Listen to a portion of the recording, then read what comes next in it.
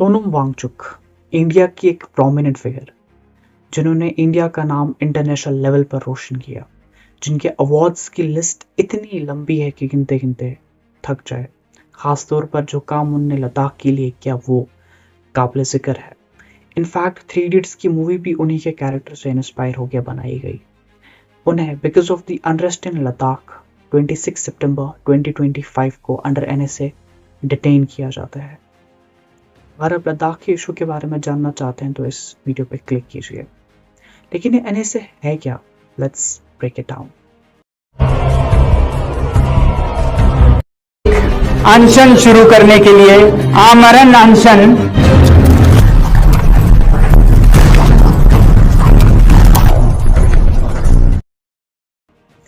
आपने SECMOL यानी students educational and cultural movement of Ladakh के बारे में जरूर सुना होगा।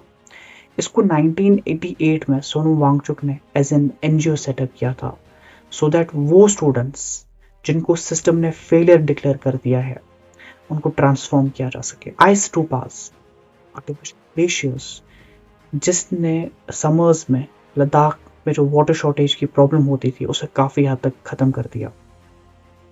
सोलर हीटर टेंट्स और क्या कुछ नहीं। इनफैक्ट आइस टू पास के लिए सोनम वांगचुक को 2016 में रोलेक्स अवार्ड्स फॉर एंटरप्राइज भी मिला। और इन्हीं सब इनोवेशंस की वजह से सोनम वांगचुक को ग्लोबल रिकॉग्निशन मिली। लेकिन ऑन 26 सितंबर 2025 सोनम वांगचुक को अंडर NSA डिटेन किया जाता है क्योंकि वो हंगर स्ट्राइक पे थे, सो दैट बीजेपी ने जो वादे उनके साथ किए उनको बीजेपी पूरा करे और उनकी जो डिमांड्स है उनको भी पूरा किया जाए, लाइक स्टेटहुड एंड 6 शेड्यूल में एंट्री और लद्दाख में अनएम्प्लॉयमेंट ख़त्म करने के लिए लद्दाख में अपना सर्विस कमीशन सेटअप किया जाए। लेकिन बीजेपी वादों को पूरा करने के बजाय उन्होंने सोनम वांगचुक को ही एंटी नेशनल डिक्लेयर कर दिया। और रीजंस क्या दिए उनके ऊपर NSA लगाने के, ज़रा सुनिए। पहला रीज़न, वो पाकिस्तानी एजेंट है, पाकिस्तान के साथ उनके लिंक्स है।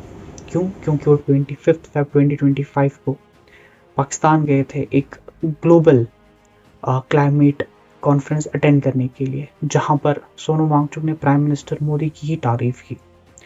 दूसरा रीज़न ये दिया गया कि उनकी जो NGO है SECMOL उसको फॉरेन फंडिंग आती है और उनका लाइसेंस कैंसिल कर दिया गया फॉरेन फंडिंग का। तीसरा रीज़न ये दिया गया कि ये वायलेंस को इंसाइट कर रहे हैं। वो तो पिछले 5 साल से वहाँ पे प्रोटेस्ट कर रहे हैं और उनके जितने भी प्रोटेस्टर्स हैं वो गांधीयन फिलॉसफी के ऊपर बेस्ड है। और चौथा रीज़न ये दिया गया कि इनके लिंक्स है चाइना के साथ, या boycott Chinese product during India China rift.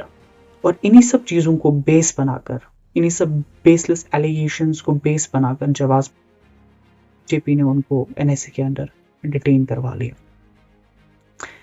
NSA यानी नेशनल सिक्योरिटी एक्ट एक प्रिवेंटिव डिटेंशन एक्ट है, जिसको 1980 में लाया गया था by the then government of Indira Gandhi.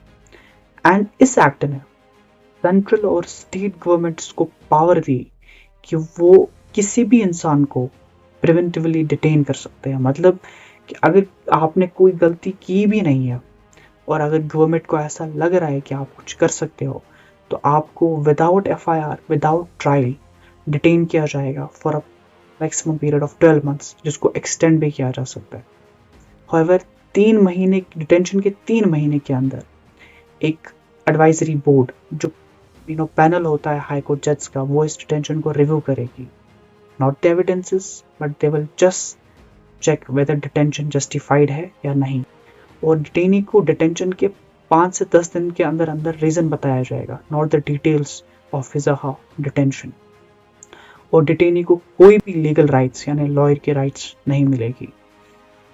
और डिटेंशन इधर डिविजनल मजिस्ट्रेट या कमिश्नर ऑफ पुलिस ही इसका ऑर्डर दे सकती है। And because of all these things जो भी NSA के अराउंड घूम रही हैं, ये एक कॉन्ट्रोवर्शियल एक्ट है।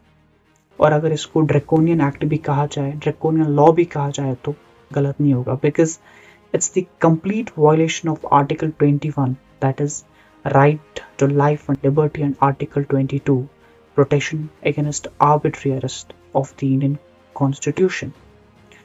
और इस एक्ट को गवर्नमेंट मिसयूज भी कर सकती है, इनफैक्ट मिसयूज किया है, लाइक इंदिरा गांधी ने 1980s में या फार्मर्स के against by the Modi government, और लेटेस्ट एग्जांपल तो हमारे पास सोनू वांगचुक की है। और कहां कहां पर इस लॉ को मिसयूज किया गया है आप देख सकते हैं। आपको ये वीडियो कैसी लगी कमेंट सेक्शन में ज़रूर बताइएगा, और इसी के रेलेवेंट 2 और एक्ट्स हैं, यूएपीए एंड पीएसए, उनको हम किसी और वीडियो में डिस्कस करेंगे। तब तक के लिए अपना बहुत सा ख्याल रखिएगा। Thank you so much.